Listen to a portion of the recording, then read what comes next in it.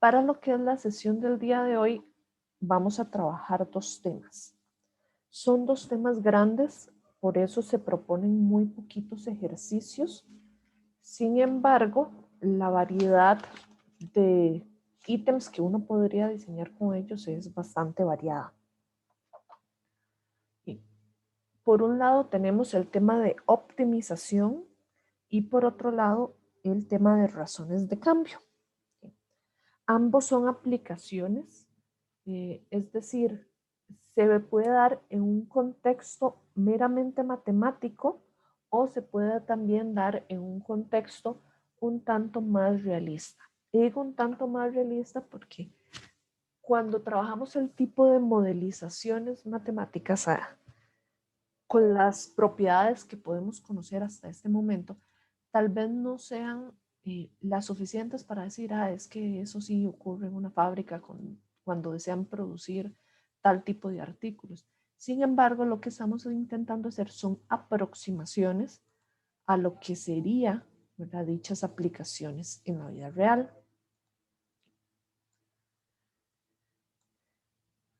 Vamos a avanzar. Voy a compartirles una vez más el enlace para que puedan descargar el material. Entonces, viene lo que es el tema de optimización.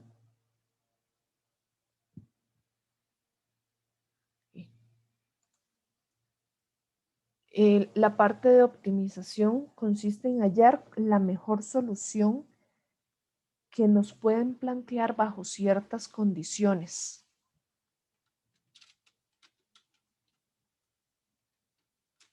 Okay. ¿Qué es lo que pasa? Optimización siempre nos va a decir como maximice algo o minimice algo o encuentre el, qué sé yo, por ejemplo, la mayor área o la menor distancia, el menor costo. O sea, hay una infinidad de cosas. Y el asunto es que esa situación que nos piden maximizar o minimizar se va a modelar mediante una función.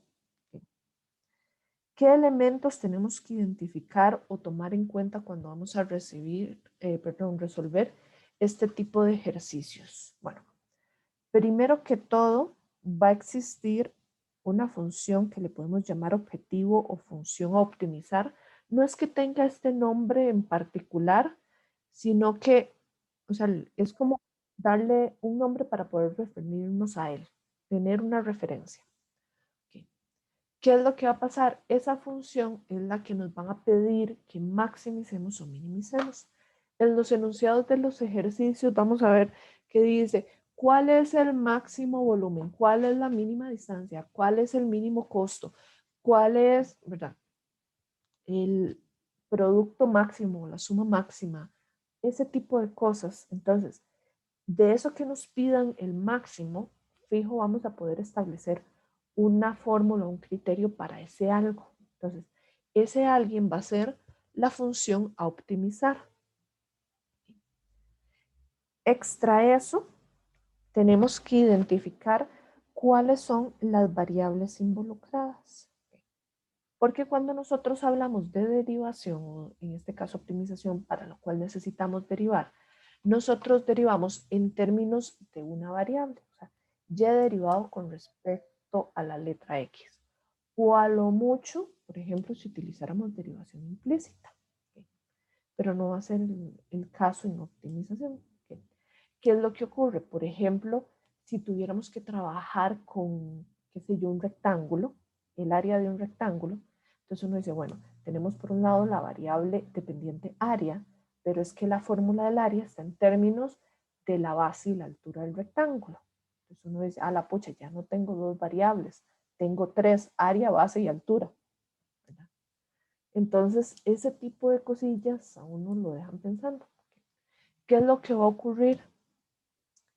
Que cuando tenemos cierta cantidad extra de variables, es cuando vienen a relucir lo que vamos a llamar las condiciones. ¿Okay? Y entonces, las condiciones es que nos dicen, bueno, esa función o en el caso de un rectángulo, la base o la altura tiene que satisfacer cierta condición. Qué sé yo, que la base es la mitad de la altura, por ejemplo. Cosas así. A ellas, a esas condiciones, se les puede llamar de diferentes formas. Se les puede llamar como ecuación auxiliar. Hay algunos documentos matemáticos que les llaman ecuaciones de ligaduras o la ligadura, nombres por el estilo. El asunto es, nos establece una condición. Y resulta ser que esas condiciones nos van a permitir reescribir el criterio de la función en términos de una única variable independiente.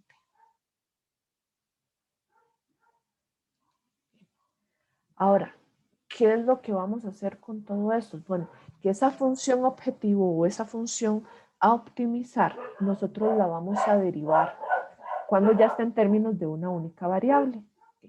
¿Y qué es lo que vamos a hacer a partir de esa derivada? Bueno, que vamos a buscar y clasificar los valores críticos de la función. Ya sea que ese valor crítico sea un máximo, que ese valor crítico sea un mínimo. Para clasificarlos tenemos tanto el criterio de la primera derivada como el criterio de la segunda derivada, ambos igual de válidos. Y otra cosa que debo mencionar es que en este tipo de ejercicios están diseñados para que solamente haya un valor crítico y que ese valor crítico se ajuste a lo que nos piden, o ese valor es máximo o ese valor es mínimo. La gran mayoría de los ejercicios que uno puede encontrar son de esa línea, y cuando se hay más valores críticos, normalmente alguno de ellos puede ser descartado por cuestiones del contexto. Con esto me refiero a, por ejemplo, si el ejercicio es construir un corral rectangular, que nosotros utilizamos fórmulas de rectángulos, dígase, puede ser perímetros o áreas según la información que venga en el ejercicio. Ya sea que utilicemos las letras B y H para hacer referencia a la base y a la altura del rectángulo, o que les queramos nombrar X y Y por cuestión de mera costumbre. Bueno, resulta ser que si lo que yo quiero construir es un corral, no tiene sentido que los lados del rectángulo me vayan a estar relacionados con valores críticos negativos. Uno dice, ay, sí, ¿qué sentido tiene? Decir, es que el lado de ese corral mide menos 5 metros. O sea, no, no dice no. Entonces, cuestiones del contexto nos van a permitir descartar valores, pero también ese mismo contexto nos puede indicar en qué forma es más natural redactar una respuesta. ¿A qué me refiero con esto? Con que, por ejemplo, que si lo que necesitamos es construir un envase cilíndrico para un refresco o para contener algún tipo de alimento enlatado,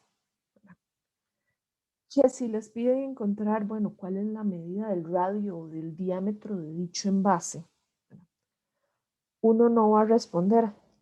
Así es que la medida de ese diámetro es, por ejemplo, de 4 pi-tercios centímetros. Uno dice, ok, matemáticamente hablando, esa respuesta tiene sentido, pero contextualmente hablando, uno dice, ah, pucha, pero es que, bueno, ese 4 pi-tercios en realidad equivale a 4,18 y su montón de decimales. Entonces uno dice, la medida del diámetro es aproximadamente 4,18 centímetros o decímetros, ¿verdad? Con la unidad de medida que estemos trabajando. Pero nuestra respuesta, lo ideal es que sea acorde al contexto en el que estamos trabajando.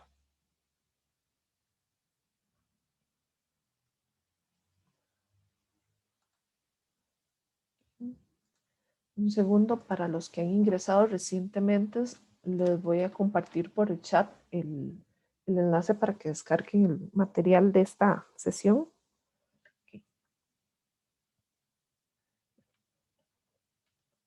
Esas son como ideas referentes a lo que serían entonces optimización. Por otro lado, tenemos razones de cambio. ¿Okay? Razones de cambio, lo normal es que sean funciones definidas en al menos dos variables. La gran mayoría de las veces va a ser una función que me describe la posición de un algo y esa posición está cambiando con respecto a cómo pasa el tiempo. Por ejemplo, hay un tipo de ejercicio que aparece en montones de libros de cálculo que llega y les dice, hay una escalera recostada a una pared de forma que se representa como un triángulo rectángulo y entonces le dicen que la escalera se empieza a deslizar hacia abajo por la pared, como quien dice, la escalera se está cayendo, ¿verdad? Entonces, la posición en que está la escalera va a cambiar conforme pasa el tiempo. Y por ende, el triángulo que se forma va a tener dimensiones, o al menos dos dimensiones distintas, conforme pasa ese tiempo. Okay. ¿Qué es la que pasa? Bueno, en razones de cambio, generalmente se trabajan cuestiones relacionadas a distancias, perímetros, áreas, volúmenes o algunas fórmulas físicas que ya nos definan previamente. Entonces, ¿qué va a pasar? Que cuando derivemos esto, resulta ser que esas variables, sea que se les llamen X y Y, o con cualquier otra notación que queramos definir, por ejemplo, determine cómo cambia el área con respecto al paso del tiempo, ¿verdad? Entonces uno dice, bueno, área, si es el área de un triángulo, es base por altura dividido entre 2. Entonces tengo tres variables, área, base y altura, ¿verdad? Porque la base y altura de una escalera que se resbala cambian. Entonces uno dice, a la pucha, entonces ya tengo más variables de la cuenta. Que como esas medidas de la base y la altura cambian con respecto al tiempo, ellas son funciones explícitas, funciones implícitas. Entonces lo que va a ocurrir es que cuando las derivamos, van a quedar derivadas como si fueran derivación implícita. Es decir, lo que antes hacíamos de derivación implícita solo para la variable y, aquí lo haríamos también para la variable x, o para la variable volumen, o para la variable área, para la variable base, para la variable altura, siempre que nos digan que esas medidas cambian de acuerdo al paso del tiempo. Entonces, conclusión, en razones de cambio vamos a utilizar mucho derivación implícita. ¿Qué elementos tenemos que identificar en razones de cambio? Bueno, número uno, cómo se van a relacionar las variables. Que si tenemos que usar teorema de Pitágoras, que si tenemos que usar fórmulas de áreas, fórmulas de perímetros, fórmulas de volúmenes, ¿verdad? Cuestiones de fórmulas físicas que ya no las va a dar el enunciado, ¿no? Fórmulas, por ejemplo, de cilindros, hay ejercicios de optimización donde les dicen que tienen algún recipiente que ya sea que se está llenando con un líquido o más bien que ese líquido se está sacando, drenando del recipiente. Entonces puede ser que terminemos utilizando fórmulas para cilindros, para cubos, para conos, ¿verdad? Hay un montón de situaciones. Y entonces, ¿qué es el asunto? Que así como tenemos una ecuación con la cual se van a relacionar las variables y que vamos a derivar, resulta ser que también van a existir condiciones que se establecen entre las variables. Entonces nos van a decir, qué sé yo, si usted está trabajando en un cono, que la altura es el doble del radio. Que si estás trabajando en un rectángulo, que el largo es el triple del ancho, cosas así. O incluso que podamos establecer, por ejemplo, lo que es semejanza de triángulos si tuviéramos que trabajar con triángulos. Entonces, van a haber una serie de condiciones que se deben de cumplir. ¿qué va a ocurrir? Bueno, que esas condiciones las vamos a utilizar para reescribir esa ecuación o esa expresión que debemos derivar en términos de una menor cantidad de variables, pero puede ser porque no tengamos todas las informaciones que queríamos o que necesitemos al inicio y que por eso necesitamos esa reescritura. ¿Qué otra cosa tenemos que tomar en cuenta? Que parte del ejercicio nos debería de dar los valores de algunas de las variables en un instante del tiempo específico o decirnos, bueno, la razón de cambio del área es tanto. O sea, o nos van a dar valores de variables o nos van a dar el valor de razones de cambio en tiempos específicos. ¿Sí? Resulta ser que esos valores los vamos a utilizar hasta después de derivar. ¿Sí? Van a haber otros valores que vamos a considerar que son constantes a lo largo de todo el ejercicio. O sea, valores que no cambian aún con el transcurso del tiempo. Entonces, a ellos los podemos sustituir antes de derivar. Entonces, ojo, hay cosas, valores que se sustituyen antes de derivar y otros que son hasta después de derivar. Y finalmente, cuando nos hablan de las razones de cambio o el signo que obtiene el resultado que estamos buscando, resulta ser que ese resultado, si tiene signo positivo o tiene signo negativo, su interpretación va a cambiar. ¿A qué me refiero con esto? Que todas las razones de cambio sean parte de los datos del enunciado o sea la que tuvimos que buscar al resolver el ejercicio, si nos dice que es positivo, es porque lo estamos asociando a valores que están aumentando. Por ejemplo, que yo quiero llenar un tanque de agua. Bueno, el nivel del agua está subiendo. Entonces, la razón de cambio de ese nivel del agua va a ser un número positivo.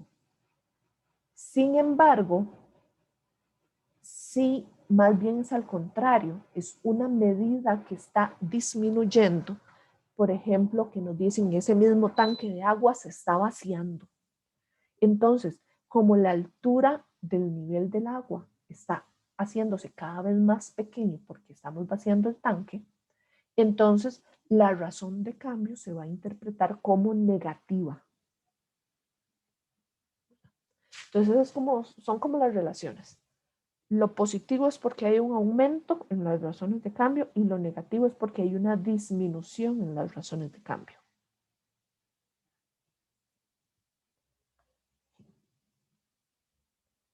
Y eso sería así como en aspectos teóricos que debemos de tomar en cuenta. En cuanto a los ejercicios, bueno, solamente agregué 2 ejercicios de cada tipo. Les mencionaba por cuestiones de tiempo, si yo me pusiera a hacer uno de cada tipo, no nos da, ¿verdad? Podríamos no terminar hasta incluso dentro de una semana. Y esa no es la idea. Bueno, ¿qué fórmulas tenemos nosotros que manejar o cuáles son las figuras o formas más utilizadas en ejercicios tanto de razones de cambio como de optimización? Algunas de ellas, no puedo decir que todas, van a tener que ver con fórmulas de triángulos. O sea, dígase que en triángulos, si es un triángulo rectángulo, podríamos utilizar teorema de Pitágoras. Que si además también fuera un triángulo rectángulo, si tuviéramos involucrados medidas de ángulos, podríamos utilizar razones trigonométricas. Si ya son triángulos como escalenos, equiláteros, cosas por el estilo, bueno, también tenemos fórmulas de perímetros. También tenemos fórmulas de áreas. Que si, por ejemplo, trabajamos con un rectángulo, bueno, que si trazamos o no la diagonal, podríamos agregar un teorema de Pitágoras. Que si no, que al menos tenemos las fórmulas de perímetros y áreas.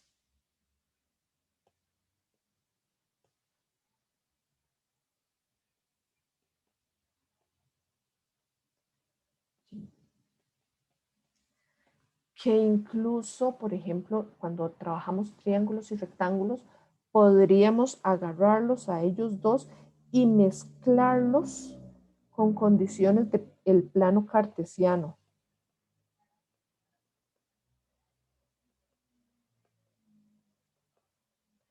Que además, por ejemplo, podemos tener fórmulas de cilindros, de conos, de cubos, paralelepípedos, ¿verdad? Entonces, para todas estas otras figuras que son en 3 dimensiones, tenemos aspectos de volúmenes, tenemos aspectos de áreas, tenemos aspectos de perímetros, otras relaciones que nos digan, y curiosamente cuando aparecen cilindros, en algunos casos, no todos, pero en algunos casos podemos agregar lo que es semejanza entre triángulos.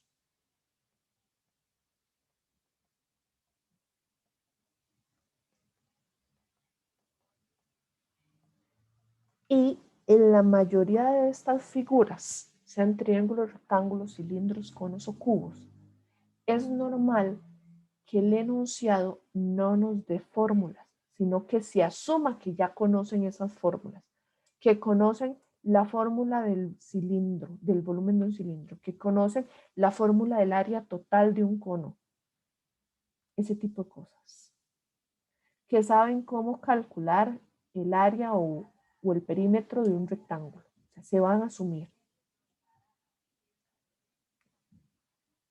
Incluso hay otras figuras que se pueden formar que no necesariamente son figuras como explícitamente hablando un triángulo, un rectángulo, sino que cuando construimos el ejercicio, bueno, terminamos en alguna de esas conocidas, por así decirlo.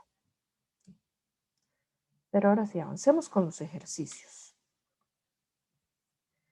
El primer ejercicio nos habla sobre un recipiente cilíndrico. Dice que se desea construir un recipiente cilíndrico de metal con tapa, con una que tenga una superficie de 80 centímetros cuadrados. Entonces, por un lado, cuando nos hablan de superficies o también de las unidades de distancia al cuadrado, en realidad eso nos está haciendo referencia a una fórmula de área. Entonces me dicen, ok, tengo que trabajar con el área de un cilindro. Hacer una representación gráfica, aunque bien no es obligatorio, siempre ayuda un montón. Bueno, tenemos por acá un supercilindro. Tiene ese. Ya nos dicen el área total, o sea, la superficie de todo ese cilindro con las dos tapas, tiene que ser de 80 centímetros cuadrados. Y nos preguntan o nos solicitan encontrar las dimensiones. ¿Verdad? Cuando hablamos de un cilindro, las dimensiones, hacemos referencia a ellas en términos del radio y en términos de la altura. O sea, nos están preguntando cuánto mide R y cuánto mide H. Esa es la pregunta en este ejercicio. Pero lo que nos piden es que tenga el mayor volumen posible.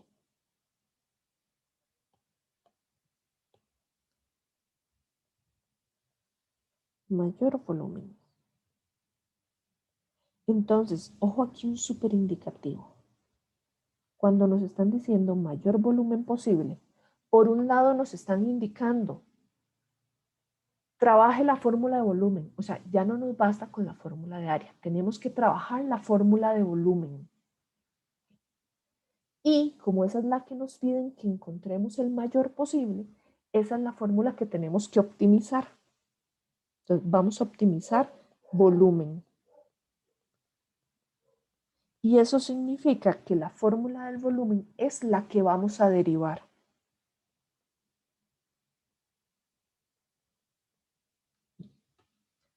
Ahora, curiosamente en estos ejercicios me voy a sentir así como un retroceso en el tiempo, porque en estos ejercicios sirve mucho ser estructurado, pensando como cuando estábamos en la escuela y estábamos aprendiendo a resolver ejercicios de matemática, que teníamos como una sección donde apuntábamos todos los datos que nos daban, apuntábamos qué era lo que nos estaban pidiendo de más, o sea, como ese planteo, por así decirlo. Después de hacer el planteo, vamos a tener una sección donde nos vamos a dedicar a hacer todas las operaciones que necesitemos. Y finalmente vamos a dar nuestra respuesta. Bien, bueno, volviendo con el ejercicio. Tenemos la fórmula de volumen. Dijimos, volumen es lo que vamos a optimizar. Pregunta, ¿quién recuerda cuál es la fórmula de volumen de un cilindro? Área basal por altura. ¿Ok? Área basal por altura, muy bien. ¿Y cuál es el área basal? Pi radio al cuadrado. ¿Ok? Y R a la 2H. Ahí tenemos esa fórmula de volumen. Genial. Pero si nos damos cuenta, cuando vamos a derivar esta fórmula, uno dice, a la pucha, tenemos la variable independiente volumen, pero por otro lado tenemos radio y tenemos altura. O sea, tenemos tres cosas que no conocemos. Y la cosa así no funciona. Cuando vamos a derivar volumen, yo necesito que el volumen esté en términos de una sola variable. O sea, o que todo sea R o que todo sea H, pero no me sirve trabajar R y H simultáneamente. Entonces, para eso es que nos dan el resultado del área total. O sea, en ejercicios de optimización, aquella que ya nos dicen, ok, esa fórmula va a dar tanto resultado, o ese perímetro va a medir tanto, o cosas así, esas son las que vamos a utilizar para reducir la cantidad de variables. Entonces, esta de aquí de momento la vamos a dejar como quien dice en stand-by, porque tenemos que reducir la cantidad de variables. Bueno, la fórmula de área total. ¿Cómo calculo el área total de un cilindro?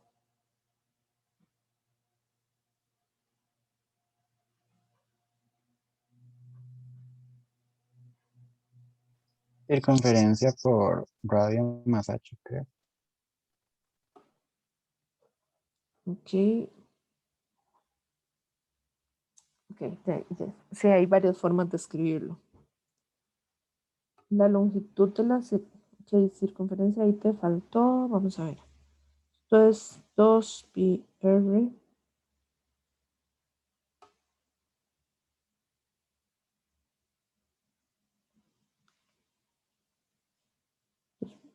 Ok, sí, no, πr.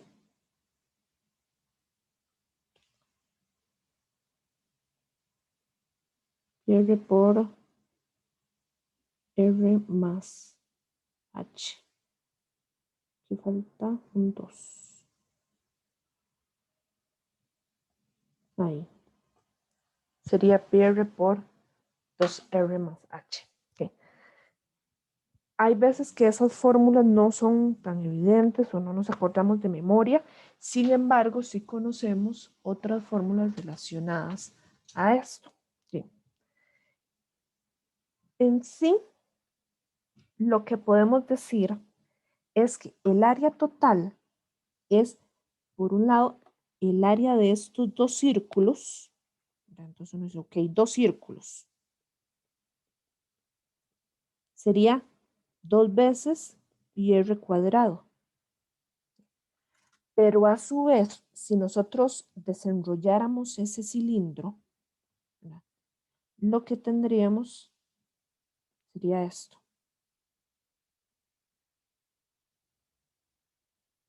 Ah, mira, sí, este 2 iba afuera, perdón, aquí me equivoqué.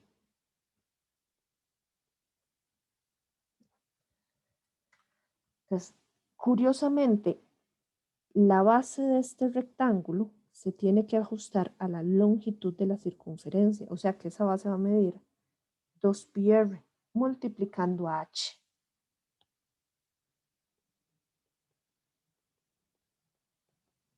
Entonces, 2πrh.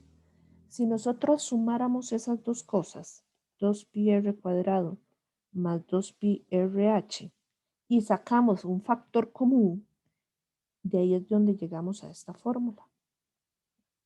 De uno u otro lugar vamos a llegar a eso. Ambos resultados, sea que lo queramos escribir así o sea que lo queramos escribir así, ambos son igual de válidos. Ahora, ¿qué es lo que va a pasar? Nos están asegurando que esa fórmula que tenemos ahí nos tiene que dar de resultado 80. O sea, esto tiene que ser igual a 80. Ahora, sea que lo trabajemos en la primera o segunda fórmula.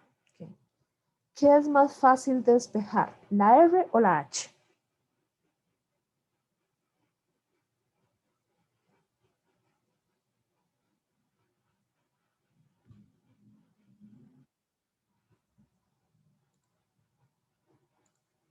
La H. Okay, correcto, la H. Muy bien.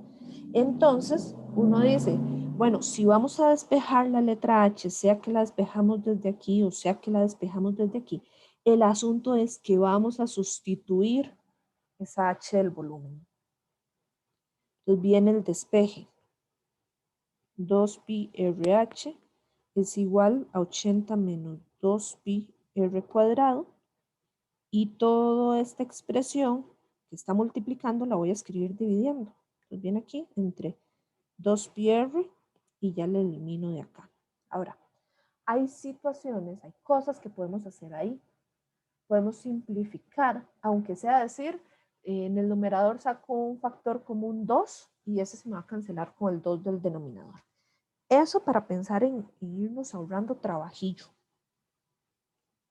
Entonces uno dice, bueno, h es igual a 40 menos πr cuadrado sobre πr. Una vez que ya tengo esto, ¿verdad? Ese despeje, entonces ahora sí voy a hacer la sustitución. Entonces voy a volver a trabajar con la fórmula de volumen.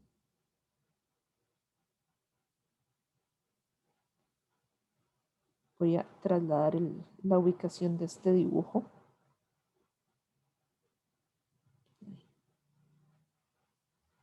Y entonces, una vez más viene. Ahora, pero el volumen va a ser igual a πr cuadrado multiplicando a la fracción 40 menos πr a la 2 entre pi por r.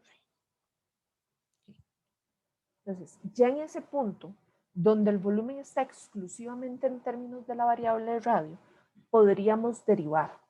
Y está bien, solo que cuando derivemos eso, pucha, tenemos regla del producto y extra eso, una regla del cociente. Entonces, ay, mejor simplifiquemos antes de derivar, así nos ahorramos tantas expresiones larguillas. Entonces, lo que podemos asegurar es que este pi se puede cancelar con este y que esta r se puede cancelar. Una de esas de potenciado se puede cancelar con la del denominador. Entonces, la r que sobrevivió la podemos repartir con ese numerador. Y entonces la expresión que nos va a quedar va a ser un polinomio. 40r menos πr potencia 3. Entonces, ojo que hasta ahí la cosa va bonita. Entonces, ahora sí, cuando ya lo tenemos escrito bonito, lo que necesitamos es encontrar los números críticos. Entonces decimos, bueno, la derivada de esa función en términos de la variable r, ¿cómo me queda esa derivada?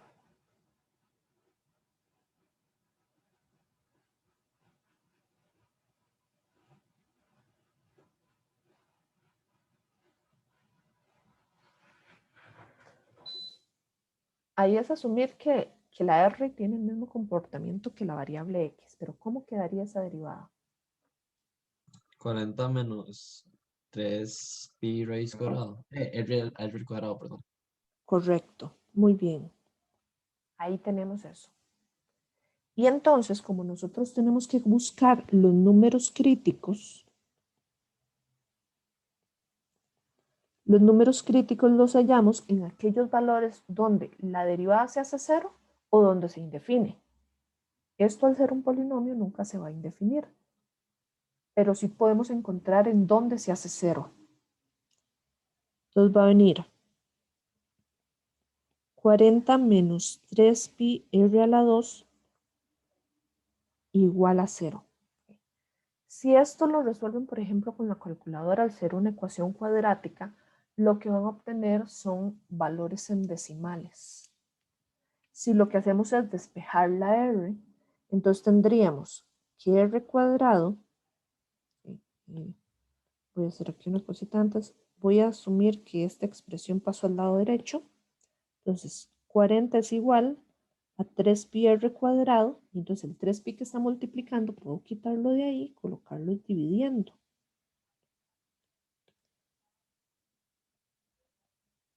Entonces r cuadrado es igual a esa expresión. Y entonces puedo decir que r es equivalente a sacarle raíz a eso. En términos de ecuaciones cuadráticas, yo voy a obtener dos resultados, uno en positivo y otro en negativo. O sea, que cuando yo saco aquí raíz cuadrada, voy a obtener uno en más y otro en menos. Ahora, en términos de contexto, ¿me sirve decir que un cilindro va a tener un radio negativo?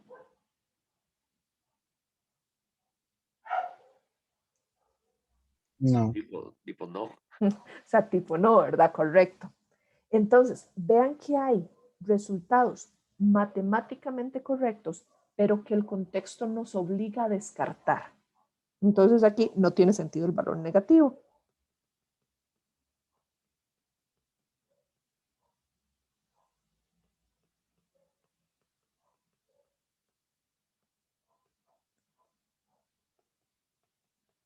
Entonces, se descarta el negativo. Entonces nos vamos a quedar exclusivamente con el valor de R, que es la raíz de 40 sobre 3pi. Y ese sería, por así decirlo, el número crítico exacto. Si nosotros quisiéramos decir cuál es el valor aproximado de esto, porfa verifíquenlo para que yo no me equivoque, pero me parece que es 2.0601, pensando ahí en 4 decimales.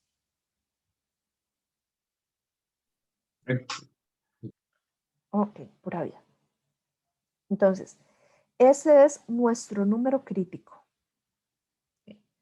Pero ahora, este número crítico, nosotros tenemos que verificar de que sí es un máximo y no un mínimo. Entonces, aquí es donde ustedes tienen dos opciones. Primera opción, construir una tabla de signos de la primera derivada y ver que haya un cambio de negativo, de positivo a negativo para asegurar que es un máximo. O podemos utilizar el criterio de la segunda derivada. Yo en lo personal considero que es más rápido en ejercicios de optimización con el criterio de la segunda derivada, pero no es que estén obligados a. Entonces, después de que tenemos el número crítico, viene la verificación de que sí es lo que nos piden. Entonces, aquí, verificación de que sí es máximo.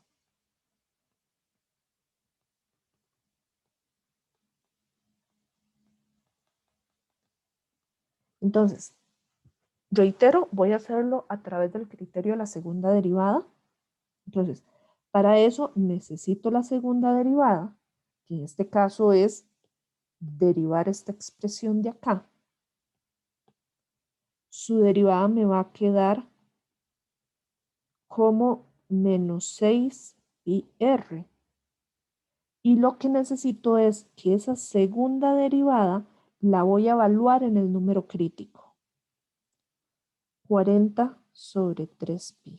O sea, hay que calcular el resultado de menos 6 por pi por la raíz de 40 sobre 3pi. El número que me dé ese resultado realmente no me interesa. Lo que me interesa es el signo. Ahora, viendo que tengo un negativo por un positivo, ¿qué signo va a tener ese resultado? Negativo. Correcto, va a ser negativo. Entonces, esto es menor que 0. La segunda derivada nos hablaba de la concavidad y al ser una concavidad negativa, un valor negativo, puedo asegurar que la concavidad es cóncavo hacia abajo. Entonces, en una expresión cóncava hacia abajo, yo lo que tengo es un máximo en el número crítico. Entonces uno dice, genial, ese valor que encontramos sí es un máximo. Bueno, sí es donde se alcanza el máximo. Entonces, en R igual 2 aproximadamente de 2,0601. Vamos a ver las unidades de medida. Aquí en estos ejercicios vamos a hacer como quien dice piquis en indicar unidades de medida, porque es diferente decir, tengo un recipiente que tiene unidades de medida en centímetros a crear un recipiente con metros, ¿verdad? Entonces uno dice, cuidado ahí. Como nos dicen 80 centímetros cuadrados, eso significa que las unidades de medida los vamos a trabajar en centímetros. Entonces, el radio es de aproximadamente esto, 2,0601 centímetros. Incluso cuando hablamos de centímetros, normalmente lo máximo que damos son 2 decimales, ¿verdad? Entonces, todavía estos 2 decimales son despreciables, por así decirlo. Sí. Entonces, cuando el radio mide eso, vamos a obtener que el volumen es el máximo posible. Entonces, en R igual, bueno, aproximadamente eso. Sería aquí con, no en. Se alcanza el mayor volumen posible. Okay. Ok, todo muy cool, pura vida. Ya yo encontré R y ya me aseguré de que sí voy a obtener el mayor volumen posible. Pero es que el ejercicio a mí me pedía las dimensiones, que eran radio y altura. Y de momento solo tengo el radio. Entonces, ¿cómo hago para encontrar la altura?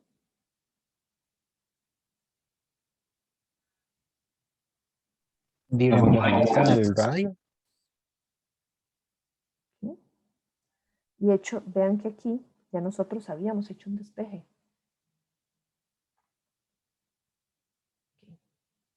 Entonces, vamos a utilizar esa fórmula. O sea, ya para algo la teníamos despejada y todo.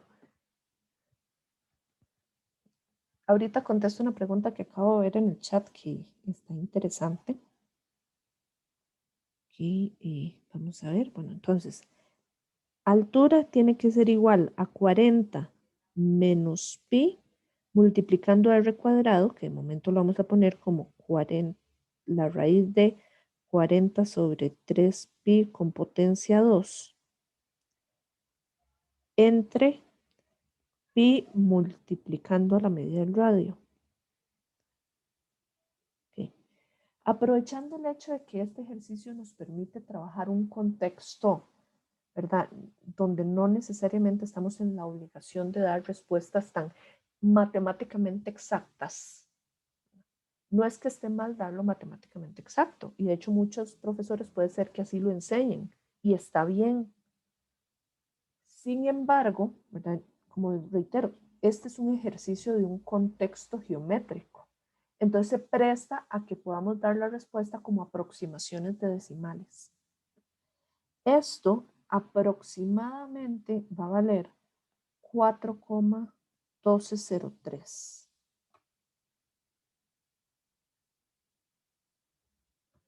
Y entonces uno dice, ok, ya yo tengo las dos dimensiones. Entonces, mi respuesta al ejercicio, por más pequeñita que yo la quiera dar, o si quiero hacer una redacción un poquito mayor, bueno, lo que puedo decir es que el radio va a medir aproximadamente 2,0601 centímetros y que la altura va a ser aproximadamente 4,1203 centímetros.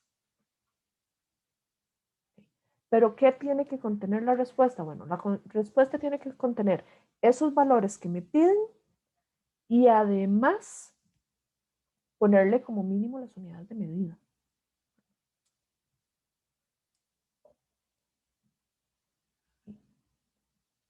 Con respecto a las preguntas que están en el chat, ya que dice una, ¿qué pasa si en la verificación no da negativo? Okay. Si no da negativo, hay dos opciones. Posibilidad número uno, que en algún momento cuando calculaste la derivada y encontraste el número crítico, tiene un error de signos. Eso es como la opción más posible, ¿verdad? O sea, que tienes un error. La opción número 2, y de hecho solamente lo he visto en uno de un montón de ejercicios de optimización, es que la función no genera un máximo. Pero cuando ocurre eso, se trabaja, ¿cómo decirlo? Los posibles valores de las variables, en este caso radio. Uno dice, es que no tiene sentido, así sería como muy volado pensar que el radio va a tener valores hasta de 1.000 millones o una estupidez así, ¿verdad? Sino que a diferencia de eso trabajamos en un intervalo cerrado. O sea, que te dicen, qué sé yo, es que ese radio puede medir a lo mucho 5 centímetros. Entonces uno dice, bueno, ok, si mi valor crítico lo que hace es encontrarme un mínimo, y yo lo que necesito es un máximo, entonces evalúo en los dos valores extremos, o máximo y mínimo que puede medir el radio, que sería o el radio mide 0 o el radio mide 5. Y entonces evaluamos en 5 a ver qué pasa, y entonces ya es como trabajar máximos y mínimos en un intervalo cerrado. No es imposible, pero es muy poco común. Okay. Y con esto me parece que contesto también la segunda pregunta que me mandaron. Si con la segunda derivada evaluada hubiéramos obtenido un mínimo, cuando se pide el máximo o viceversa, la respuesta estaría en las imágenes evaluadas en los extremos del intervalo, sí, suponiendo que estemos en ¿verdad? Que tengamos un intervalo cerrado para la variable en cuestión. O sea, por ejemplo, en este caso para el radio. Porque si no tuviéramos un intervalo cerrado, entonces es o porque el enunciado está malo, o sea, pusieron una función que tenía mínimo y no máximo, que la idea es que eso no pase jamás de los jamases en el examen, o que hubo algún error en el cálculo de la derivada y que ese error se arrastra. Okay. La siguiente pregunta que mandaron al chat, ¿por qué que sea menor que 0 significa que es máximo? Okay. Eso es criterio de la segunda derivada. Te voy a mostrar. En la sesión pasada, a ver aquí, ¿dónde está? Okay. Cuando uno estudia cómo clasificar máximos y mínimos, tiene dos opciones. Criterio de la primera derivada, que implica que vas a conocer los signos de la primera derivada o en su defecto vas a crear una tabla de signos. O el criterio de la segunda derivada. El criterio de la segunda derivada llega y me dice, f' evaluado en C es igual a 0. O sea, tengo un número crítico en C. Y por otro lado, si la segunda derivada la evalúo también en C y me da positivo, hay un mínimo. Si la segunda derivada evaluada en el número crítico me da negativo, entonces de fijo hay un máximo. Eso es lo que me dice el criterio de la segunda derivada.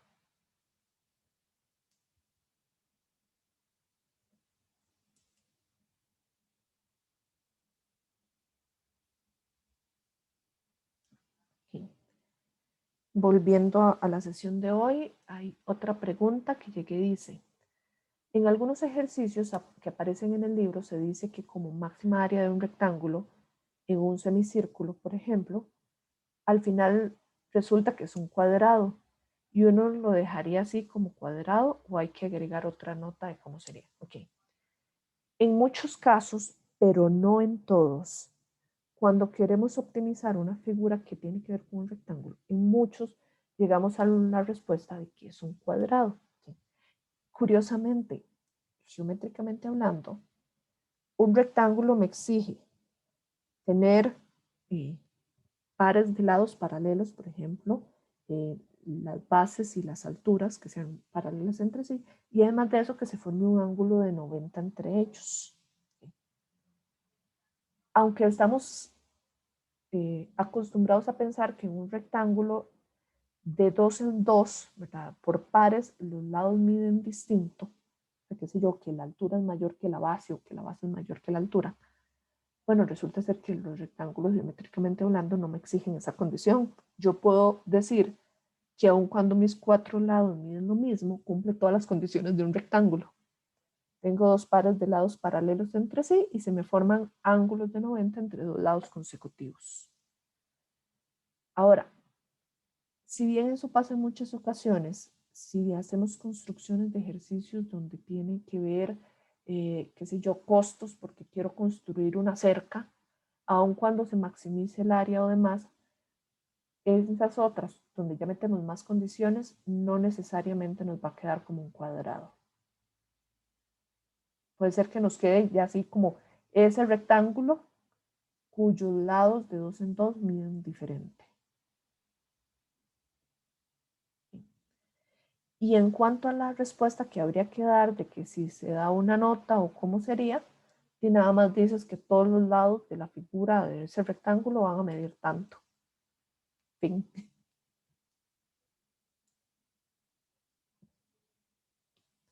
Pura vida. Okay. Chicos, llevamos casi una hora, pero me preocupa de que solamente hemos logrado ver uno de los 4 ejercicios que se me hizo la otra página. ¿Qué rayos? ¿Dónde está la cuarta página? No sé, perdón, la última página, sí. No sé qué pasó. Denme un segundo, por favor.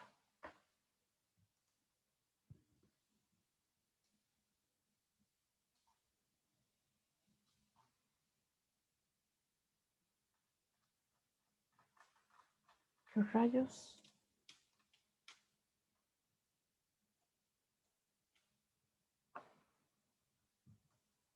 No sé por qué se me desapareció esa otra. Denme un segundo para agregarla rápidamente.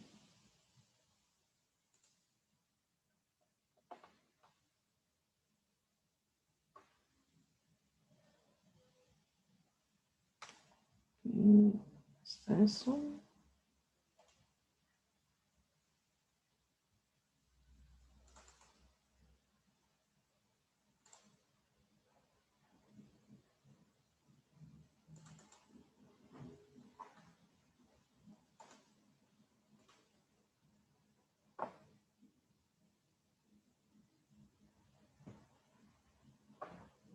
Ya, quién sabe qué rayos pasó.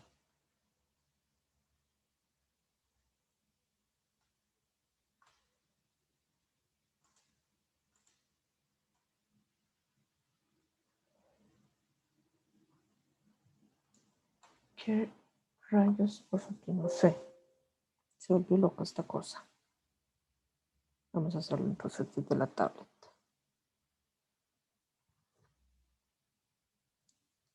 Y se me duplicaron los archivos.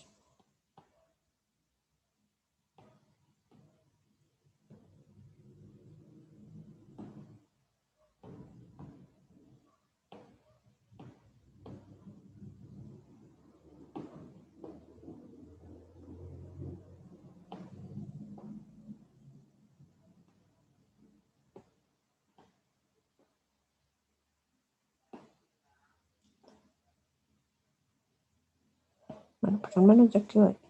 Ven qué locura, y ahora sí aparece. No, no, no, esta cosa está loca, loca, loca.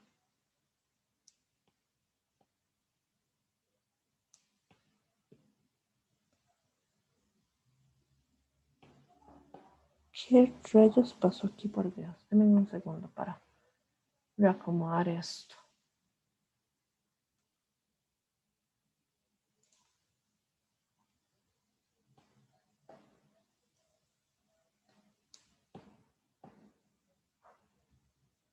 Sé que se mandó, pero abajo, abajo, abajo.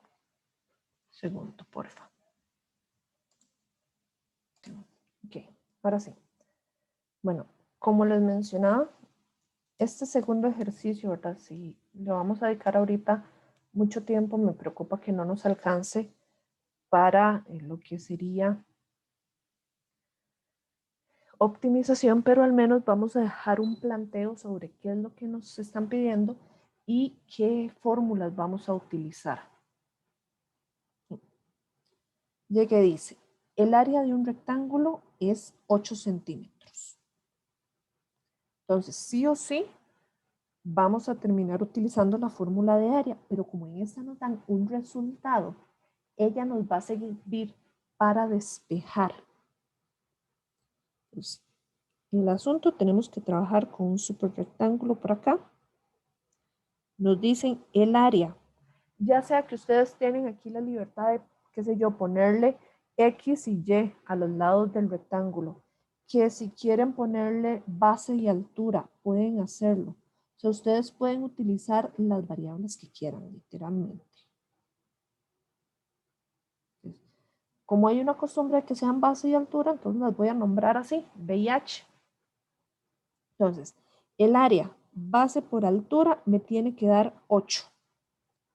Y me dice, se desea trazar un segmento cuyos extremos sean un vértice, o sea, voy a marcar aquí un vértice, y me dice que el otro extremo es el punto medio de uno de los lados que no contiene a dicho vértice. O sea, ya sea que yo trace ese segmento hasta aquí,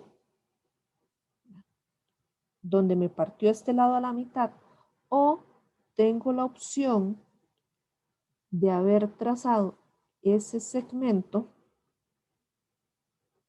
hasta acá, donde me está partiendo este lado a la mitad. Entonces, esos dos, el que está en rojo y el que está en amarillo, son las dos posibilidades del segmento que quiere trazar. Pero ojo lo que dice. ¿Cuál es la longitud mínima posible de dicho segmento? Entonces, por un lado, quiere el mínimo. Entonces, si vemos el dibujo, podríamos pensar de que es ese que está en rojo, ¿verdad? Pero uno dice, ah, pucha, pero es que ahí es porque la base mide más que la altura. Pero si fuera un rectángulo en la otra posición, ese donde la altura mide más que la base, ¿verdad? Entonces uno dice, ah, bueno, entonces la posición del segmento va a cambiar. Pero realmente para efectos del ejercicio no nos vamos a complicar gran cosa. Vamos a asumir que es el caso de ese segmento que está ahí en rojo. Entonces, la pregunta al millón es, ¿cuánto mide ese segmento? A ese segmento le podemos llamar X. Entonces, nos están pidiendo que encontremos X de forma que X sea lo mínimo posible.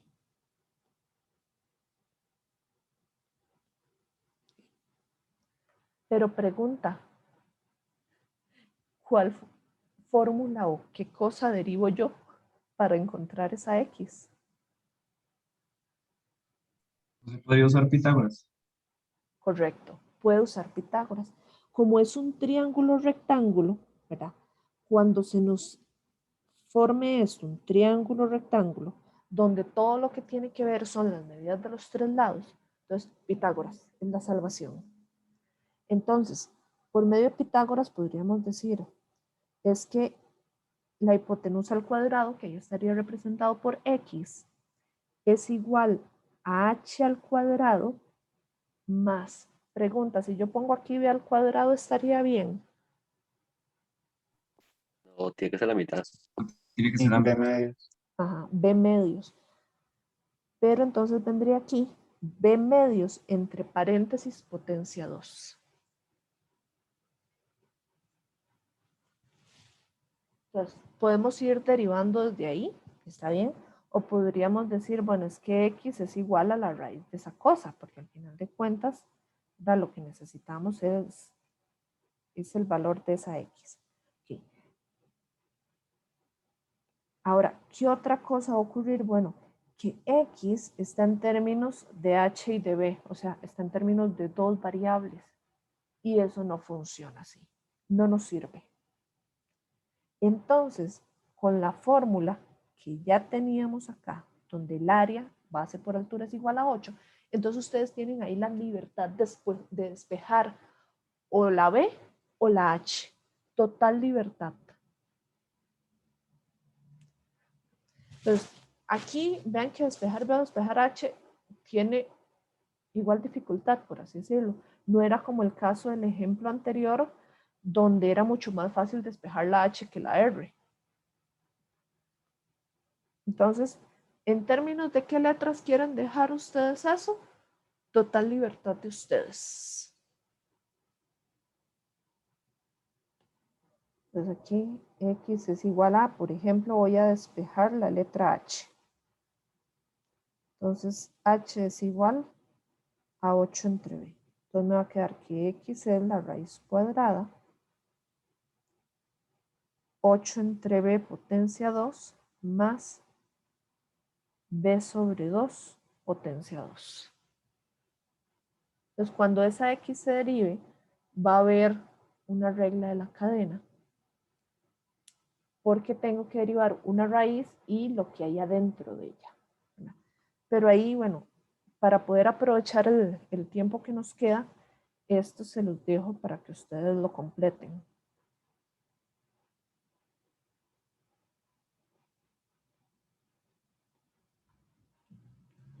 Pero vean que ya teniendo ese planteo, ya eso nos da así como una super luz para saber cuál es el resto del procedimiento. O sea, derivando encontramos el número crítico.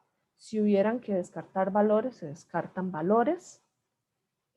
Vamos a verificar que ese número crítico efectivamente es o el máximo o el mínimo que nos pidan. En este caso sería el mínimo. Y entonces ya con eso, vean que aquí cuando vamos a derivar eso, la respuesta nos va a quedar en términos de B, pero es que a nosotros no nos piden B, nos piden X. Entonces, nos aseguramos que ese valor de B nos genere el mínimo valor de X, y entonces la respuesta la damos solo para cuánto mide el segmento llamado X. Fin del ejercicio.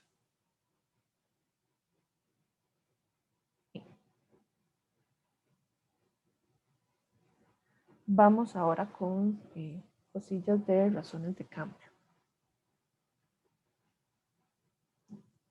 Para efectos de razones de cambio, algo que les había mencionado es que aquí tenemos que identificar qué cosas cambian con respecto al paso del tiempo. Y además de eso, que vamos a utilizar derivación implícita. Entonces, vean lo que nos piden. Determine la velocidad a la que baja el nivel de un fluido que está contenido en un tanque cilíndrico. Entonces, tenemos un supercilindro. En ese cilindro hay líquido. Podríamos pensar que originalmente él estaba lleno, ¿verdad? Que estaba por aquí, el nivel de agua. Sin embargo, conforme pasa el tiempo, ese nivel de agua, uy, mira aquí qué horrores ortográficos. Aquí sería hacia afuera.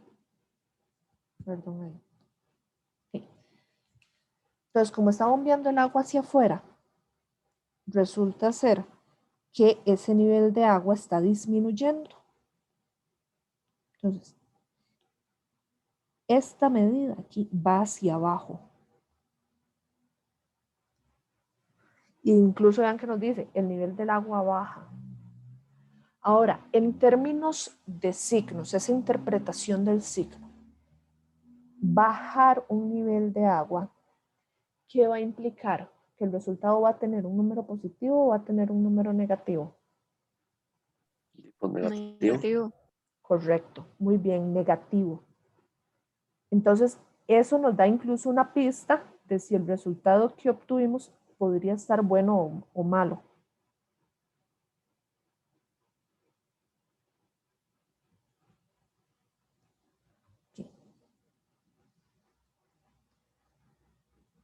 Llega y nos dicen, determine la velocidad a la que baja el nivel del agua. Cuando trabajamos un cilindro, trabajamos dos variables, radio y altura. El nivel del agua se mide con la altura.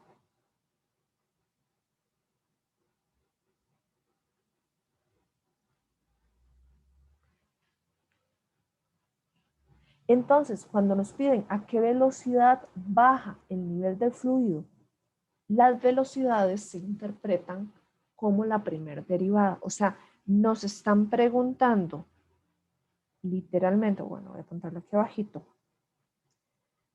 ¿cuál es la derivada de la altura con respecto al tiempo que transcurre? Eso es lo que nos están preguntando. Ahora, extra eso nos dicen, sabiendo que bombea hacia afuera,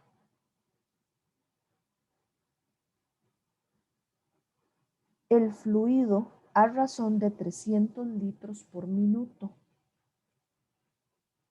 Ok, cool, pura vida.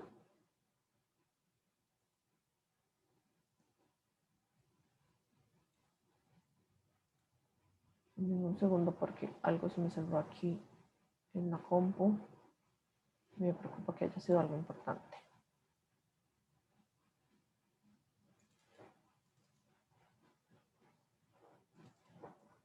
Ok, bueno, volviendo a eso. Entonces, ¿qué va a pasar? Que uno dice, ¿tiene sentido medir el radio y la altura en términos de litros?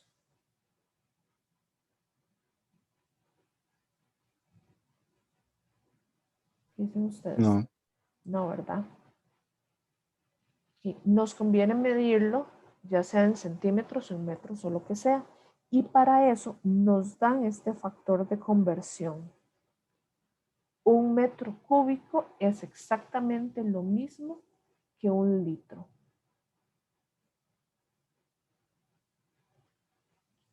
Entonces, ¿qué va a pasar? Que estos 3.000 litros que nos mencionan acá, ¿cuántos metros cúbicos serían? 3.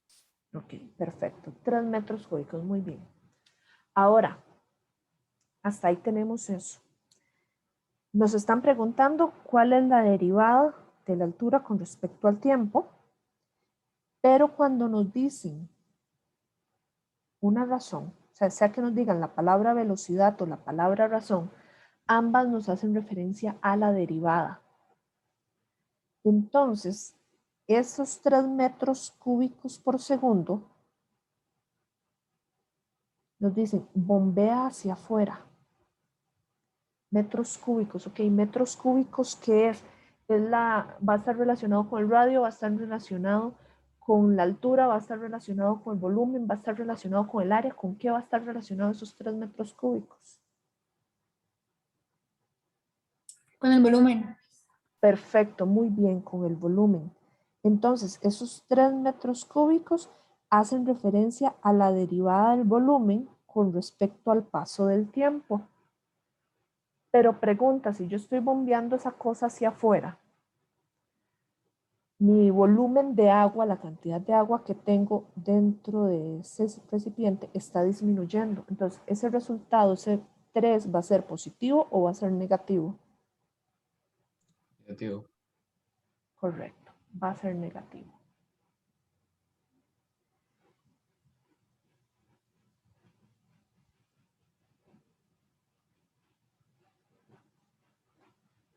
Ok. Entonces, Si sabemos que además tenemos la fórmula de volumen, entonces vamos a tener que aparecer ahí, ¿verdad? Va a tener que aparecer escrita esa fórmula y a ella es a la que vamos a derivar. Entonces, el volumen de un cilindro, que ya antes se había mencionado, que es área basal por altura, sería pi r cuadrado por h. Entonces, esa fórmula la tenemos que derivar.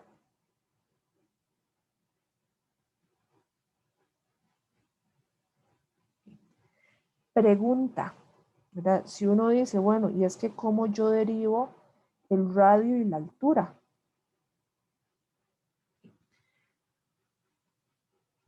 ¿El tamaño de mi radio cambia en algún momento? No. Correcto. El radio no cambia tamaño. Entonces, el radio se va a asumir constante a lo largo de todo el ejercicio.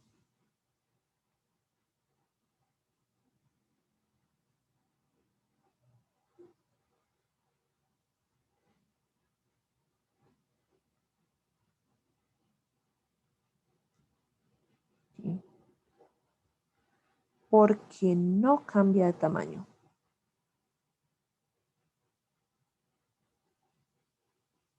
Si el radio cambiara de tamaño, que es algo que pasa, por ejemplo, cuando trabajamos en conos, supongamos que este mismo ejercicio hubiera sido para un cono, algo ahí así, que ese cono era un vasito con agua y que hay una persona que está bebiendo el agua, entonces obviamente ese nivel disminuye.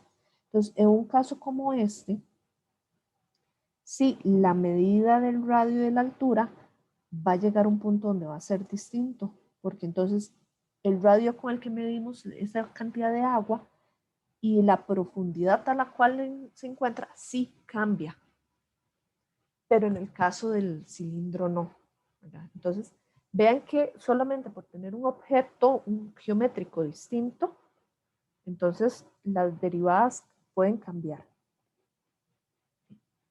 Bueno, volviendo al ejercicio, este radio es una constante. Esta h sí es una variable. Ella cambia de tamaño con el tiempo. Entonces, cuando aplicamos las fórmulas de derivación, porque vean que no nos dan nada de información del radio, eso quiere decir que la respuesta al ejercicio queda en términos de R. Bueno, todo esto lo vamos a escribir o lo vamos a tomar para la hora de derivarlo como una constante. Entonces, ¿qué me dice las reglas de derivación? Cuando usted tiene una constante multiplicando una variable, deje la constante igual y aplique las reglas de derivación para la variable. Entonces, como esto es derivación implícita, no es que yo derivo h y su resultado da 1, no. Es que su derivada va a ser de h de t. Entonces, derivo v, que es una función de una variable, la variable dependiente, entonces me queda dv de t. Igual, tengo constante por variable, entonces mantengo la constante igual, pi r a la 2 por, y derivo la variable h.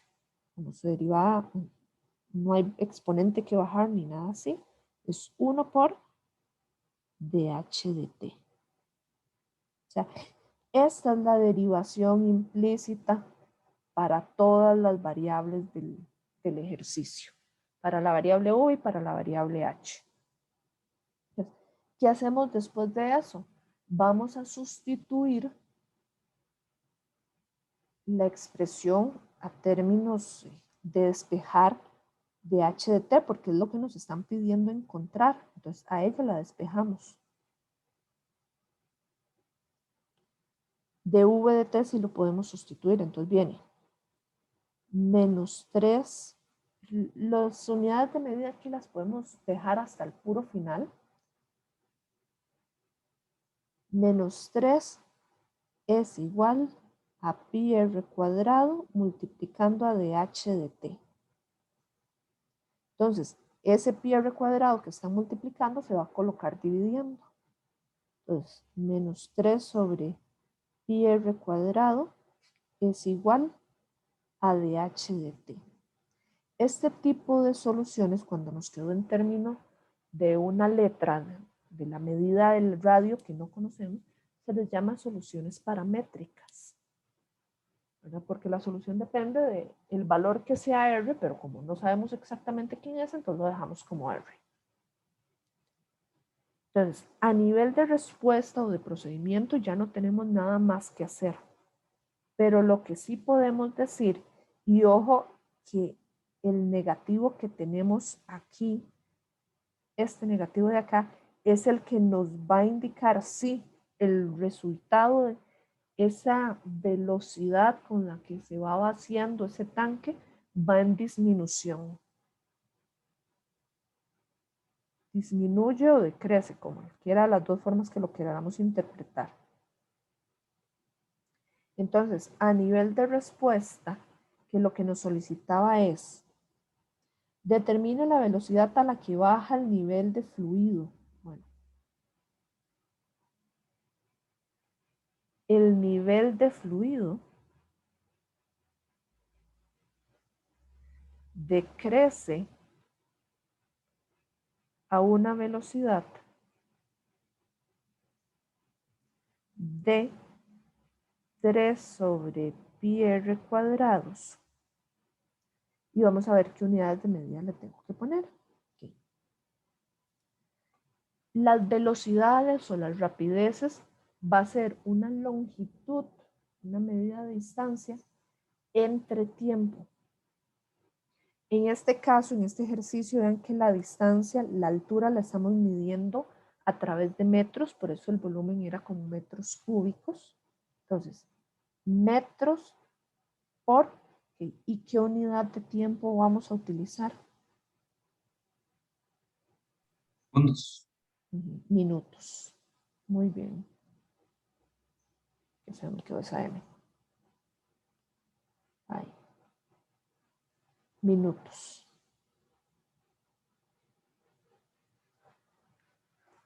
Ok. Y entonces ahí estaría la respuesta al ejercicio. Ojo que el -3 no lo, o sea, ese negativo no lo jalea la respuesta. Porque aquí el sentido de negativo me lo está dando la palabra decrece.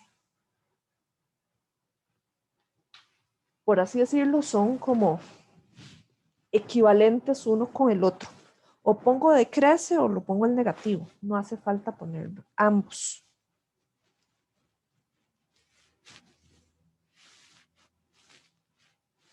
Pero esa es la idea en sí, chicos.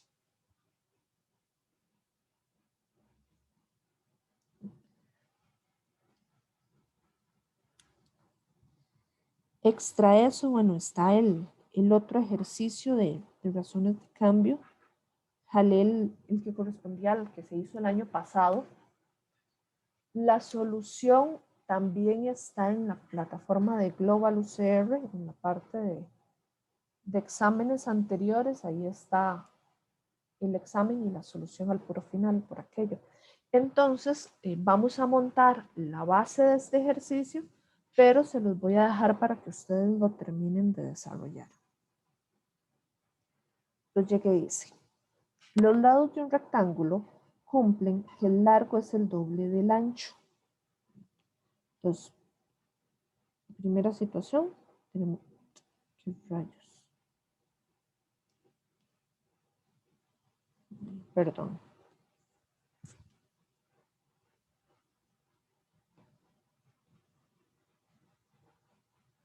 ¡Hala!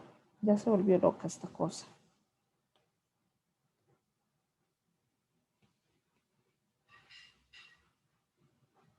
No, no quiere. Lo dibujamos a mano, aunque quede feo. Okay. Tenemos un rectángulo y me dicen, el largo es el doble que el ancho. Entonces, no los vamos a nombrar como base de altura, sino como largo y ancho. Entonces tenemos el largo y el ancho. El largo es el doble del ancho. Okay. Y nos dicen, el largo aumenta a una razón de 1 centímetro por segundo. Entonces, Con que nos digan que es una razón o que nos den este tipo de unidades de medida, nos dicen, esa es la derivada. ¿La derivada de quién? Del largo. Entonces, la derivada del largo con respecto al paso del tiempo va a ser como también nos dicen que aumenta, entonces significa que lo interpretamos como un número positivo. Entonces, va a ser 1 centímetro por segundo, más 1, si lo queremos ver más explícito. Y nos dicen, haya la razón de cambio del área. O sea, nos están pidiendo encontrar quién rayos es la derivada del área con respecto al paso del tiempo. Y nos dicen, ojo aquí, cuando el largo del rectángulo mide 12, ¿verdad? Cuando el largo es igual a 12, además de eso nos pide interprete el resultado e indique las unidades de medida. Okay. Pregunta, ¿todo el tiempo el largo va a medir 12?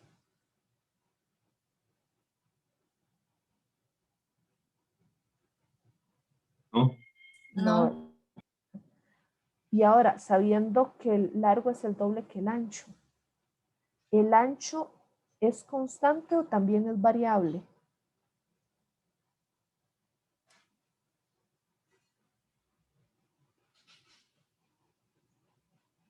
Es variable, ¿no?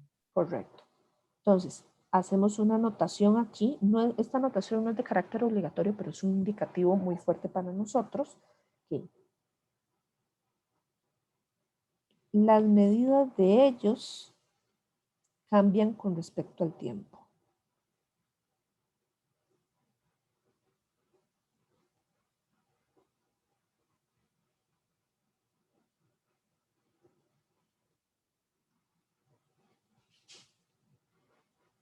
Sí. Entonces, eso significa que a diferencia del ejercicio anterior, sí vamos a tener entonces quién es de A, de T, ¿verdad? Que no nos dicen nada de información.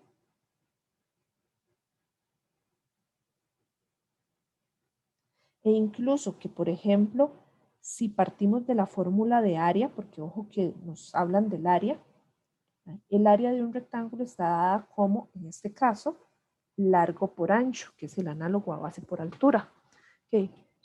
Que sabiendo que esta y esta son variables, si las deriváramos tendríamos que aplicar entonces la fórmula de que la derivada del área con respecto al tiempo va a ser, hay un producto, una regla del producto que dice la primera variable derivada, o la primera función, entonces va a ser dl de t, multiplicando a la segunda sin derivar, más la primera sin derivar por la segunda variable derivada de a de t.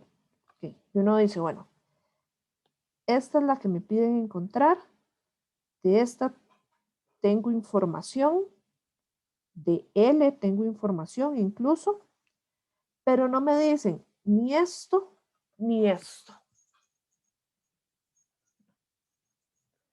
Pregunta, ¿cómo podríamos encontrar ese valor de A y en su defecto la derivada de A con respecto al tiempo? Le están diciendo que el largo es doble que el ancho. Entonces, si le están diciendo que el largo es 2, entonces el ancho sería 6.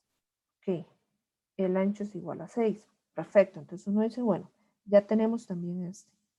¿Y cómo encontramos la derivada del ancho con respecto al cambio en el tiempo?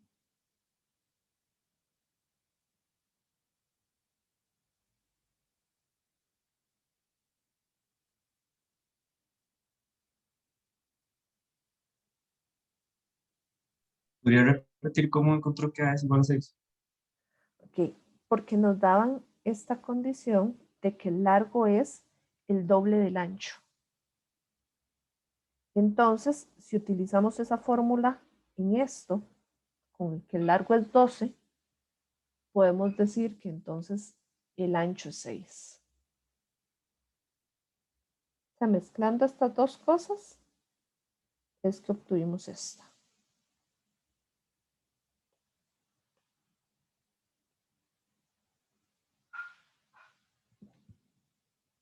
Entonces, vean que en este momento estamos en una encrucijada porque no tenemos información sobre la derivada del ancho con respecto al cambio de tiempo.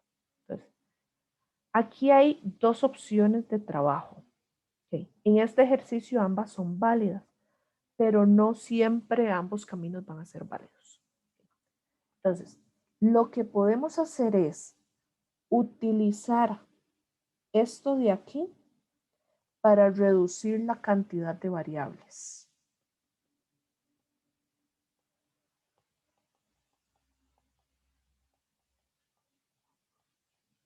Eso es posible, porque entonces podríamos decir, bueno, entonces mejor en vez de escribir que el área es largo por ancho, puedo decir entonces que el área es, y uno dice, si cambio L, 2A por A. Entonces uno dice, ok, suave un momento, yo sigo sin tener información de quién es de A de T. Entonces no me sirve escribirlo en términos de A. Dios guarde. Lo que sí nos sirve es escribirlo en términos de L, porque nosotros tenemos información sobre la derivada de L. Tenemos el valor de L en algún instante del tiempo. Entonces, nos sirve decir que esto es L por IA sería L medios. O sea, que el área es L cuadrado entre 2. Y que por lo tanto, cuando yo derivo el área, entonces, la derivada del área con respecto al cambio en el tiempo va a ser derivo L como si estuviera derivando X, sería 2L entre 2, pero viene en la parte derivada implícita, por la derivada de L con respecto al cambio en el tiempo. O sea, es como una regla de la cadena, pero implícita. Los dos se me pueden cancelar y entonces uno dice, cool, tengo esta L de aquí, ya sé que vale 12. Tengo esta derivada de aquí, ya sé que vale 1. Entonces podemos decir, así sin ningún problema, que dA de t es igual a 12 multiplicando a 1 positivo. O sea, el resultado es 12. Y de ahí ya tenemos el resultado. Okay. Vean que ahí tenemos una forma de resolver el ejercicio. Pero les había mencionado que no era la única forma. Okay. Lo otro que podemos hacer, suponiendo que quisiéramos seguir el camino que traíamos originalmente,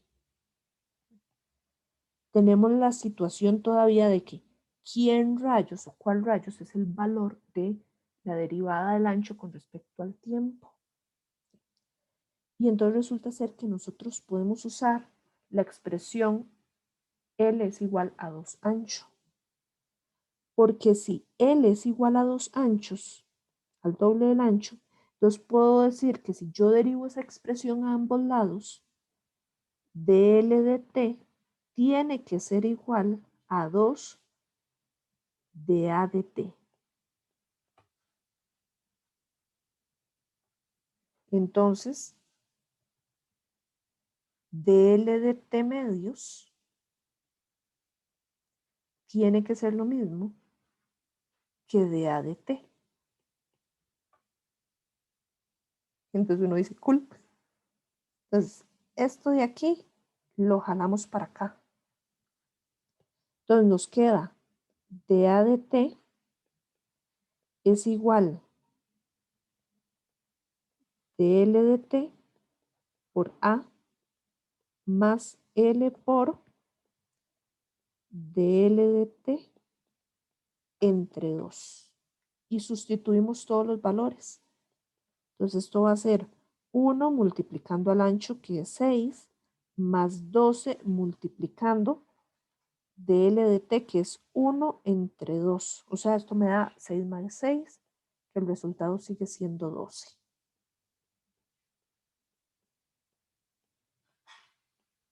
Entonces vean que no importa cuál de los dos caminos yo seguí en este caso, ¿verdad?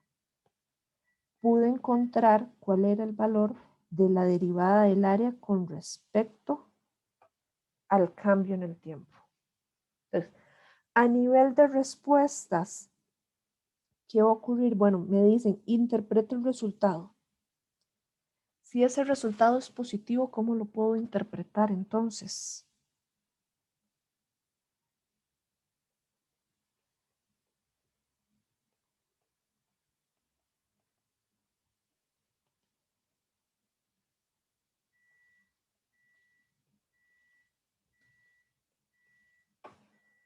¿Qué voy a decir con esa interpretación? Con ese 12 positivo, ¿qué puedo decir?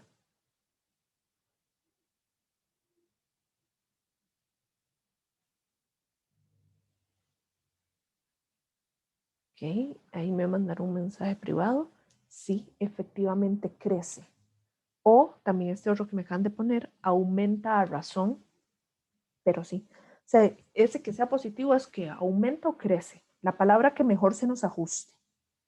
Entonces, la razón de cambio del área aumenta a razón de 12, pero a ese 12 le tengo que poner unidades de medida.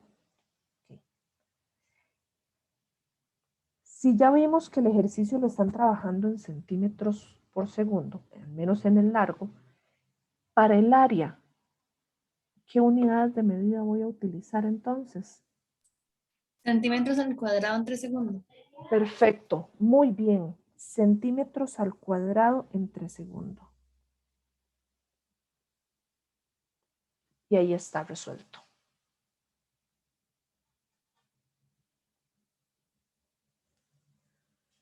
Y entonces ya con eso tenemos, ojo, dos formas diferentes de resolver el mismo ejercicio.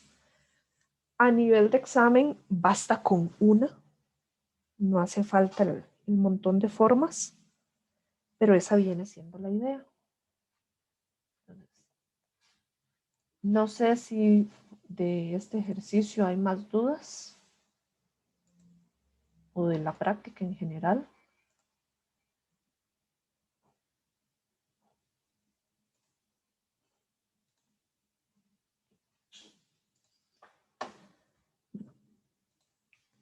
No, profe, todo bien. Ok, genial, pura vida. Okay. De momento les paso al chat, porfa, el enlace para que evalúen esta última sesión de antes del examen. Profe, ¿no podemos terminar la segunda optimización?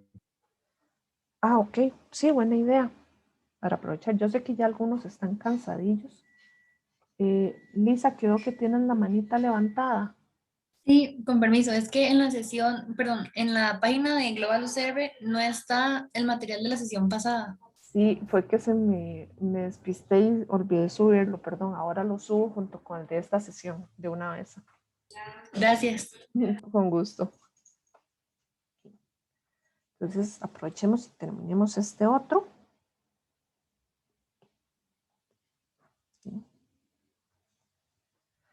Entonces, a ver, teníamos esa construcción, nos pedían la mínima longitud posible para ese segmento. Habíamos llegado a la conclusión de que había que usar Pitágoras y entonces hay que derivar esta expresión. Entonces, la derivada de x, y se me tuvo feo ese apóstrofe, okay, va a corresponder a la derivada de toda esa cosa. Bueno, hagamos una cosa, incluso antes de derivarlo, para no tener tantas reglas de la cadena, voy a reescribir estas expresiones. Entonces queda que x es igual 64 sobre b cuadrado más b cuadrado sobre 4. Eso se homogeniza, nos queda una cadena con un cociente, entonces, espere. Entonces vamos, viene. x' va a ser igual.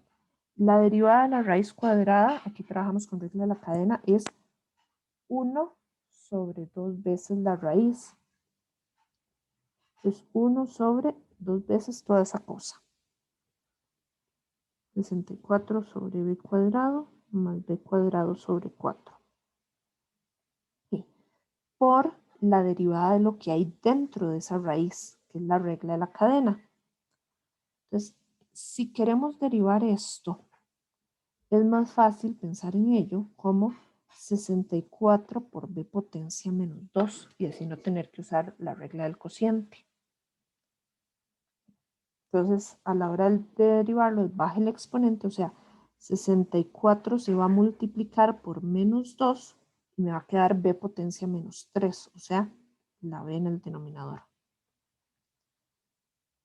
Más, y la derivada de b cuadrado entre 4, que sería 2b sobre 4. Entonces, ahí ya tenemos la derivada. Y uno dice, ay, por Dios, qué derivada más feita. No queda muy linda a la vista, siendo sinceros. Lo que resulta y acontece es que nosotros necesitamos que esa derivada sea igual a 0 o donde se indefine para encontrar los números críticos. Entonces, vamos con eso. Entonces uno dice, bueno, para que dé igual a 0, no nos sirve que el denominador se indefina, no en este paso. Entonces, lo que nos serviría es trasladar todo esto a multiplicar, a 0, y entonces desaparece. Entonces viene aquí. Cuando x' es igual a 0. Entonces nos va a quedar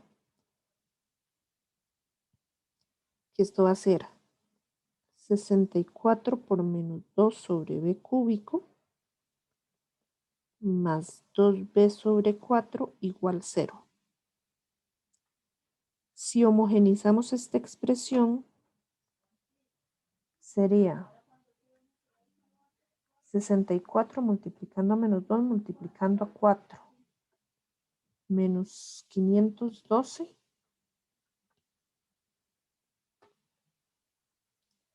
más 2b potencia 4 entre 4b a la 3. Esto tiene por restricción b igual 0. Sin embargo, no tiene sentido decir que la base de un rectángulo va a medir 0. Entonces, esta restricción se descarta. Se descarta por cuestiones del contexto. Y bueno, ¿qué paso este denominador a multiplicar? Entonces me queda menos 500, no sé por qué pongo el 1 primero que el 5. Menos 512 más 2b a la 4 es igual a 0, o sea, 2b potencia 4 es igual a 512, y sigo con eso. Entonces, b a la 4 es igual a 512 entre 2, que da 256, o sea, que b es igual a la raíz cuarta de 256.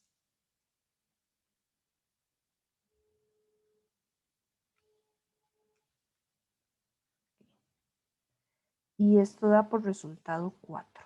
O sea, un valor crítico, el primer valor crítico que vamos a considerar es cuando b es igual a 4. Ahora, el otro valor crítico que deberíamos considerar es cuando x' se indefine.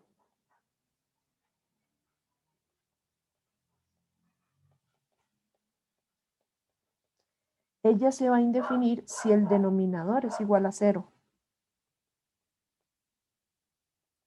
Que en ese caso sería tomar en cuenta esto. Este otro denominador, vean que ya él salió a relucir cuando resolvimos x' igual a 0. Y entonces sería eso se indefine si 2 por esa raíz más b cuadrado sobre 4 es igual a 0. El 2 que está multiplicando se coloca dividiendo, desaparece, se hace 0. ¿Qué pongo potencia 2 a ambos lados para desaparecer a la raíz? ¿Verdad? Raíz de 0 sigue siendo 0.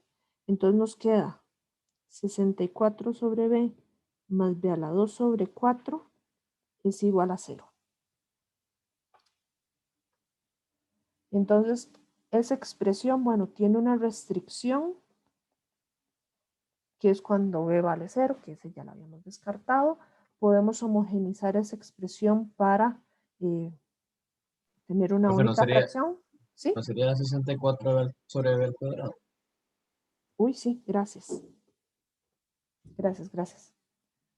Entonces viene, para homogeneizarlo, 64 por 4, 256, más b potencia 4 sobre 4b a la 2 igual 0.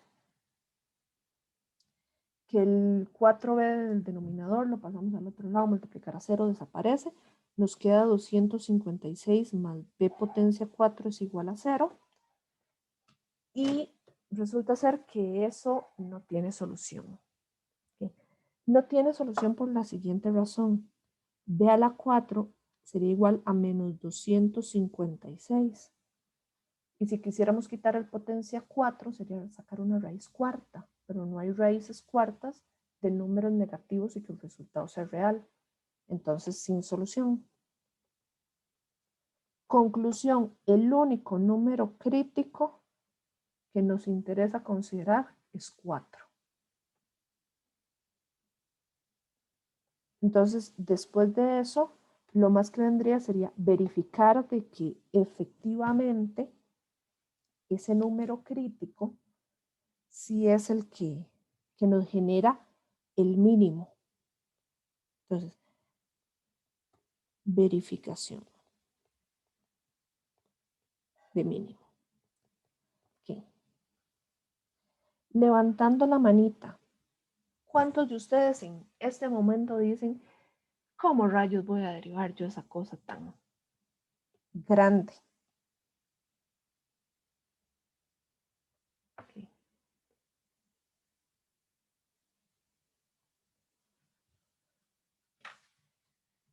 Y ahí vamos agregando manitos levantadas, ¿verdad? Derivar eso no se ve para nada lindo, para nada, es la verdad. Pensando en que tiene productos, cocientes y cadenas, ¿verdad? Entonces, resulta ser que hay cosas que la cálculo nos enseña a hacer. Bueno, una opción era hacerlo con tablas de signos con el criterio de la primera derivada, que sale relativamente decente, pero aprendamos a hacerlo con la cálcula, ¿verdad? No perdemos nada. Entonces, viene la duda, ¿cómo rayos lo hacemos con la calco? La calco tiene un botón que es para derivar, pero para derivar y evaluar en un punto. Esto sirve cuando trabajamos en términos de una única variable, no funciona para dos variables, o sea, no funciona en derivación implícita para que se hagan una idea. Aquí. Entonces, ya les voy a mostrar cómo aparece esto en la calco.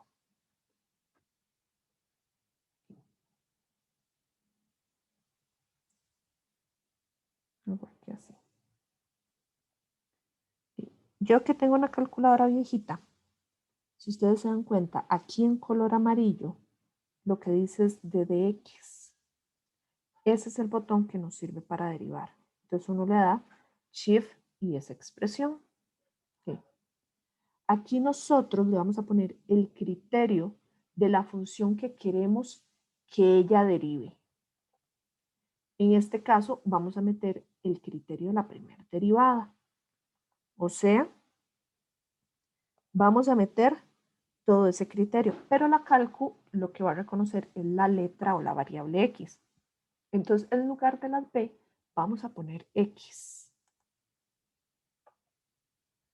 Entonces, aquí va a venir la fracción 1 sobre 2 veces la raíz cuadrada y vamos a poner toda esa cosa ahí adentro. Entonces viene 64 sobre x potencia 2 más otra fracción que sería x potencia 2 sobre 4. Ahí salimos de la raíz y después venía por y el otro paréntesis. Entonces aquí tengo que abrir otro paréntesis. Y entonces va a venir lo que sería 64 multiplicando a menos 2 sobre la letra x como exponente 3 más, perdón, ese más va por fuera de la fracción, más 2x sobre 4. Entonces vean que en ese punto ya yo terminé de meter todo el criterio. Pero esto me dice, ok, ¿en qué número quiere que le evalúe? Y a mí lo que me interesa es que le evalúen el número crítico, que sería 4. Entonces le decimos, evalúela en 4.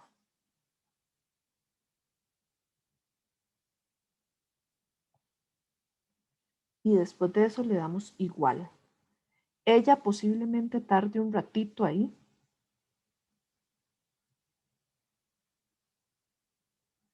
Vamos a ver.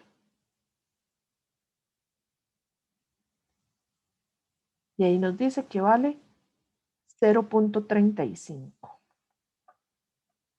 Entonces con eso, ya ojo, la misma cálculo nos dice que la segunda derivada, y sabemos que es la segunda porque le dijimos deriva el criterio de la primera derivada, evaluada en 4, nos está dando aproximadamente 0,3535.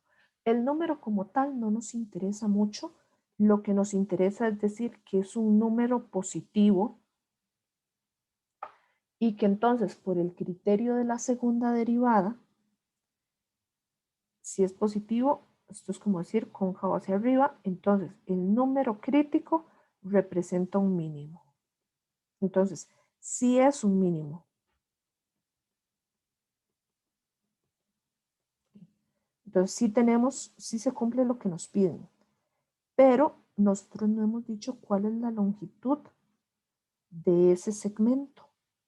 Tenemos que decir cuánto vale X. Entonces, vean que aquí de hecho nosotros ya tenemos X despejado y en términos de la medida de la base. Entonces, X que es igual a la raíz cuadrada de 8 sobre B potencia 2 más B sobre 2 potencia 2. Entonces, lo que hacemos es cambiar esas B por 4, porque ya sabemos que en 4 ahí es el número crítico. Entonces, X va a ser igual a la raíz 8 sobre 4 al cuadrado más 4 sobre 2 al cuadrado. O sea, X va a valer 2 raíz de 2.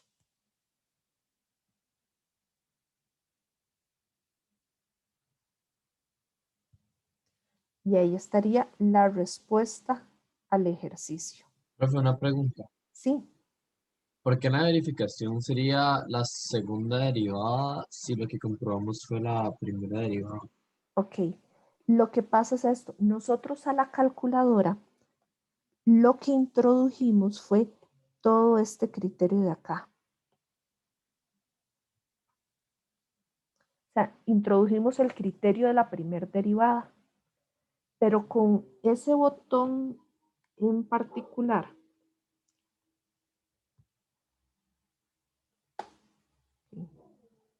con ese botón del dx, ¿verdad? Cuando lo ponemos, lo que le estamos diciendo es derive el criterio que yo pongo aquí.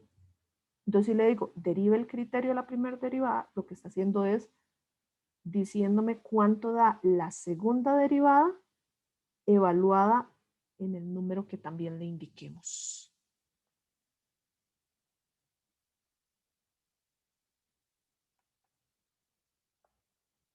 Entonces, en realidad, lo que la calco hizo fue encontrarnos cuánto daba la segunda derivada evaluada en ese punto. Ok, muchas gracias.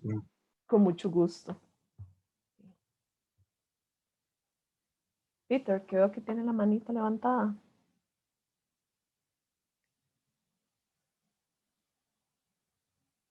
Okay. Ah, Fonsafis.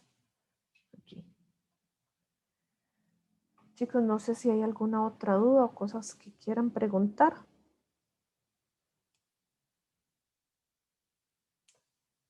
Okay. Si no, bueno, estamos por hoy. En serio, les agradecería montones que me colaboren con lo de la evaluación y que tengan una buena semana. Profe, con permiso. Profe. Si esto que acabamos de hacer en la calculadora fuera desarrollo, ¿habría que hacerlo a mano todo? ¿O podemos poner que el resultado lo dio la calculadora? Okay. Como esto es un proceso de verificación, bien se puede hacer con la calculadora. Ahora, sería diferente, por ejemplo, si yo te estoy pidiendo algo de derivadas superiores evaluadas en un punto. Claro, reitero, esto de la calco no sirve para derivada implícita, sirve para nada más derivadas de este otro tipo, ¿verdad? Cuando es solamente una variable. Pero en desarrollo, siempre que sea como una verificación como esta, sin ningún problema con la calco. Ok, gracias. Ok, con mucho gusto.